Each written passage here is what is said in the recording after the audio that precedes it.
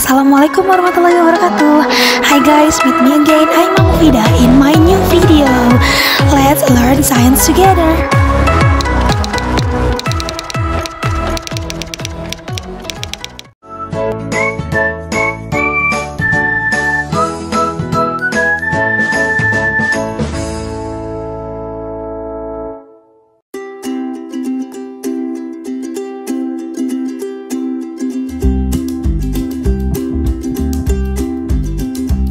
Pada video sebelumnya kita sudah belajar mengenai jenis-jenis tulang, kemudian sistem rangka, kemudian persendian, dan kita sudah mempelajari kalau tubuh kita tersusun dari 206 buah tulang. Nah, untuk minggu ini kita akan mempelajari kelanjutan dari materi sebelumnya. Jika di sebelumnya sudah Umi katakan kalau ternyata tulang itu tidak bisa bergerak, itu tidak bisa bergerak sendiri. Seperti yang kalian ketahui, kalau misalnya seseorang itu sudah dimakamkan atau sudah meninggal atau fosil yang ditemukan itu berupa tulang dan tulangnya tidak dapat digerakkan kembali. Kenapa? Karena tulang merupakan alat gerak pasif. Nah, untuk minggu ini kita akan mempelajari mengenai alat gerak aktif atau bagian-bagian yang bisa menggerakkan tulang, yaitu otot. Nah, di akhir video Umi juga akan menjelaskan mengenai penyakit-penyakit pada sistem rangka. Jadi, simak baik-baik ya.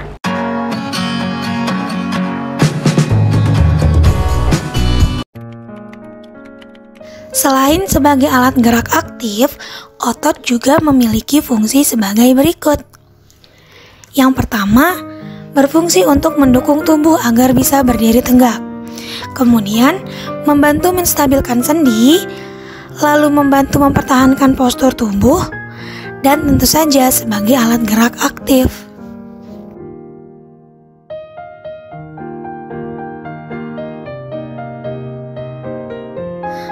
Otot memiliki 3 ciri utama. Yang pertama, otot bisa memendek atau dia memiliki ciri kontraksibilitas. Kemudian yang kedua, otot bisa memanjang atau cirinya ekstensibilitas. Dan yang ketiga, otot bisa kembali ke bentuk semula. Jadi, si otot ini punya ciri yang disebut sebagai elastisitas. Otot sendiri merupakan jaringan pada tubuh manusia yang dapat berkontraksi. Nah, kontraksinya ini mengerut atau memendek, dan relaksasi, mengendur atau memanjang. Pada saat berkontraksi, otot akan jadi lebih pendek. Nah, sebaliknya, saat berelaksasi, otot akan memanjang. Ini adalah gambar otot jika diperbesar, dan ini adalah gambar otot yang ada di lengan atas kita.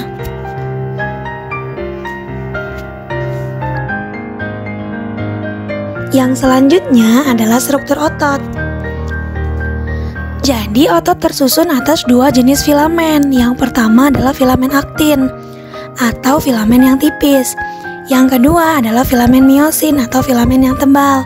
Jika filamen aktin ditambah dengan filamen miosin, maka akan membentuk yang disebut sebagai miofibril. Kita lihat dulu ya gambarnya.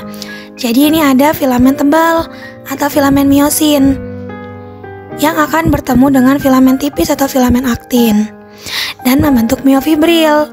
Kemudian miofibril akan membentuk berkas serabut otot. Selanjutnya serabut otot akan membentuk otot. Kemudian kita lihat lagi nih. Kontraksi otot memerlukan energi dari sel-sel otot. Ketika kontraksi selesai, maka akan ada zat sisa berupa asam laktat. Nah, hal inilah yang menyebabkan munculnya rasa lelah setelah kita melakukan aktivitas berat. Jadi kenapa kita bisa kelelahan?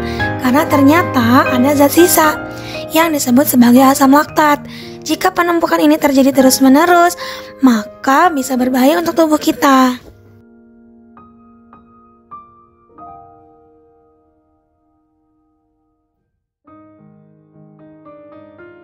Otot terdiri dari 3 jenis. Yang pertama adalah otot polos, kemudian ada otot jantung, dan yang terakhir disebut sebagai otot lurik atau otot rangka. Kita lihat perbesarannya ya. Yang pertama adalah otot polos. Ini adalah bentuk otot polos. Otot polos hanya memiliki satu inti yang berada di bagian tengah. Bentuknya gelendong, jadi runcing di bagian kedua ujungnya, bereaksi lambat dan tidak mudah lelah. Nah, otot polos ini dapat ditemukan pada semua organ dalam kecuali jantung. Di sini Umi ambil contoh di usus. Kemudian, termasuk sebagai otot involunteer atau otot otonom. Jadi dia bekerja secara tidak sadar. Dan otot ini tidak mempunyai garis melintang. Yang kedua disebut sebagai otot jantung. Jadi otot jantung inti selnya banyak dan terletak di tengah. Bentuknya memanjang, silindris, dan serabut selnya bercabang dan saling menyatu. Nah, karena namanya otot jantung, maka otot jantung hanya terdapat di jantung dan bekerja di luar kesadaran atau disebut sebagai involunteer atau otonom. Dan satu lagi, otot jantung mempunyai garis melintang seperti di otot rangka. Yang terakhir adalah otot rangka atau otot lurik. Jadi, otot rangka mempunyai inti sel yang banyak dan letaknya ada di bagian tepi. Bentuknya silindris, panjang, dan punya ribuan serabut yang membentuk jaringan otot. Jadi, bedanya dengan otot jantung, kalau otot jantung itu ada cabangnya, otot rangka tidak mempunyai cabang. Letaknya ada di otot lengan, di perut, di pipi, dan di rangka tubuh. Termasuk otot volunteer, artinya harus bekerja dengan kesadaran dan mampu bekerja keras dan cepat, tapi otot ini sangat mudah lelah. Yang selanjutnya adalah sifat kerja otot. Yang pertama, otot mempunyai sifat sinergis, artinya otot-otot ini akan bekerja sama, relaksasi bersama dan kontraksi juga bersama. Contohnya adalah otot antar tulang rusuk yang bekerja bersama-sama saat bernafas.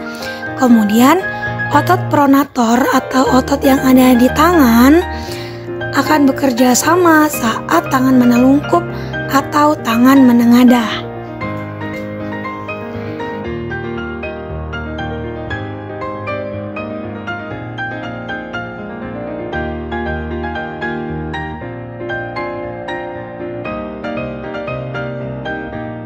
Sifat antagonis atau bekerja berlawanan. Jika satu kontraksi, maka yang lainnya akan berelaksasi. Yang pertama adalah flexor dan ekstensor, bekerja ketika otot itu memendek atau memanjang. Kemudian yang kedua, abduktor dan adduktor. Abduktor ketika menjauhi sumbu tubuh, contohnya saat tangan direntangkan. Kemudian adduktor ketika si tangan ini mendekati sumbu tubuh. Kemudian depresor, jadi saat kepala menunduk, dan elevator saat kepala menengadah ke atas. Kemudian supinator dan pronator. Supinator ketika telapak tangan menengadah dan pronator ketika telapak tangan menelungkup. Contoh otot antagonis ini adalah animasinya. Yang pertama, adduksi.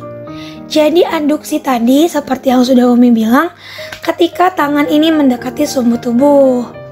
Ini adduksi, bekerjanya antagonis dengan abduksi yang menjauhi sumbu tubuh. Kemudian yang kedua yang paling terkenal adalah bicep dan tricep yang bekerja berlawanan. Ini adalah bicep yang ada di atas, jadi lengan atas bagian depannya. Kemudian tricep, lengan atas di bagian agak bawah sedikit. Nah, ini bekerjanya. Jadi ketika bicep itu kontraksi, maka tricep akan relaksasi. Begitu juga sebaliknya.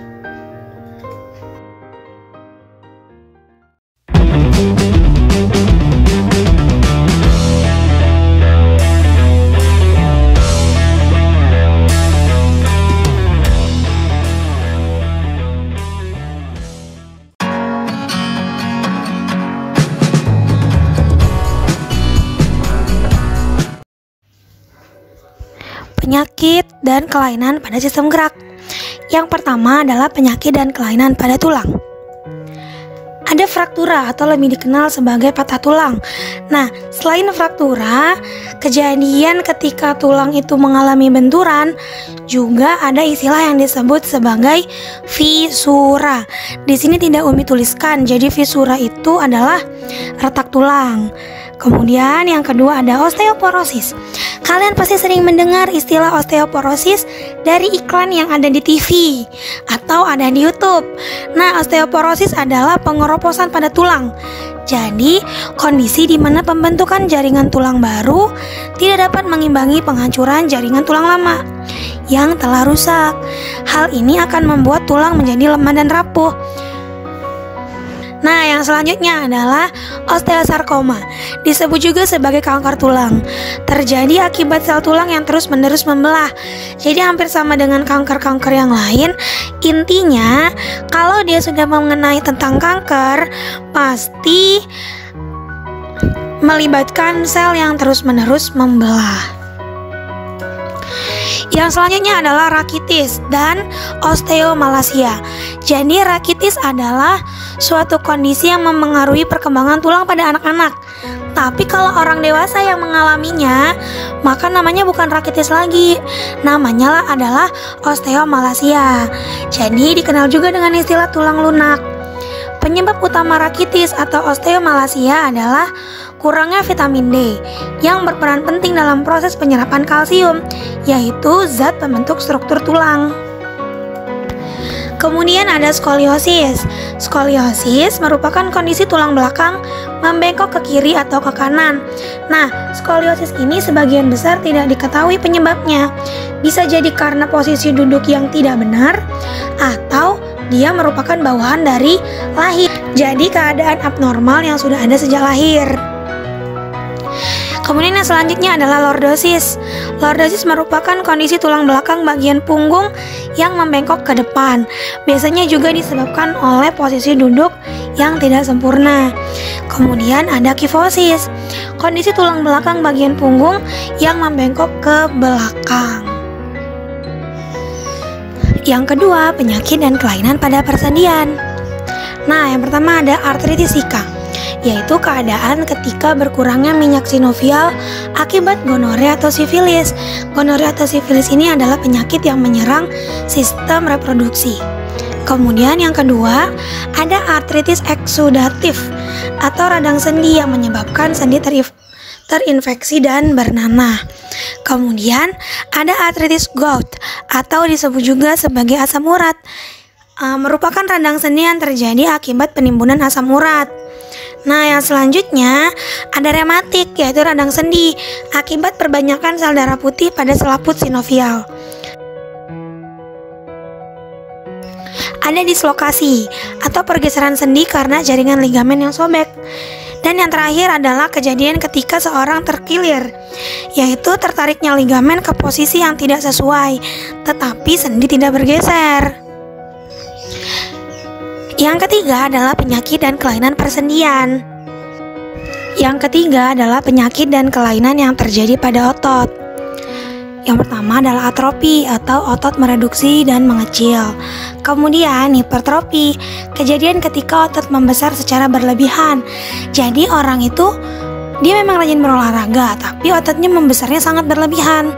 Itulah yang disebut sebagai hipertrofi. Kemudian ada kram, kejang otot yang disebabkan oleh cuaca dingin atau aktivitas otot yang berlebihan. Kemudian ada tetanus yang disebabkan oleh bakteri Clostridium tetani. Gejalanya otot terus-menerus berkontraksi. Kemudian yang terakhir adalah mistenia gravis, yaitu otot melemah secara bertahap sehingga menyebabkan kelumpuhan dan kematian.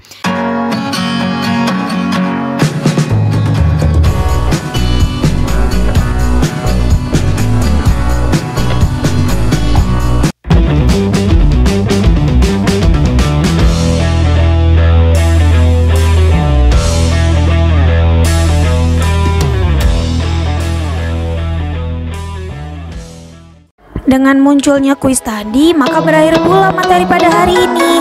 Selamat belajar dan jangan lupa untuk berdoa. Terima kasih sudah menyaksikan. pastikan. Wassalamualaikum warahmatullahi wabarakatuh. See you in my next video.